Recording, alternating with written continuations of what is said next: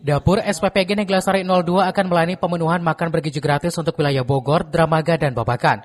Penerima manfaatnya meliputi peserta didik dari PAUD, SD, SMP, SMK, hingga santri pesantren serta posyandu. Launching dan tasyakuran digelar pada Jumat sore menandai kesiapan dapur dalam menyalurkan makanan untuk 2.600 penerima manfaat, termasuk 6 posyandu di Desa Neglasari. Menu Nusantara menjadi andalan di SPPG Neglasari 02 untuk mengenalkan keragaman makanan Indonesia kepada para siswa. Penerima manfaat kami untuk saat ini sementara ada 2.600, kurang lebih 2.600. 2.000-nya pada anak sekolah dari mulai PAUD, kemudian SD, SMP, dan SMA. Kemudian ada pesantren juga.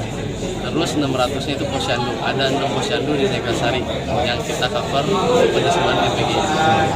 Kami mensupport dari permintaan dari SPPG Neglasari 02. Yang pertama seperti pemenuhan peralatan kitchen apa segala rupa. Jadi kami dari yayasan full support untuk SPPG Neglasari 02 ini.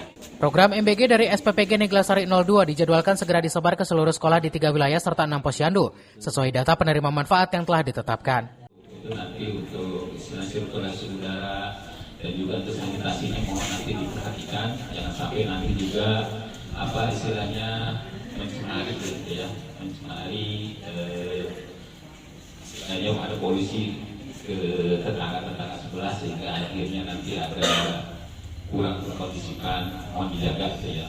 Kepala Desa Neglasari Yayan Mulyana mengingatkan agar pengelola SPPG memperhatikan kebersihan, pengelolaan limbah serta asap masakan agar tidak menimbulkan keresahan di lingkungan sekitar. Dari Dramaga, Kabupaten Bogor, Iman Abdurrahman melaporkan.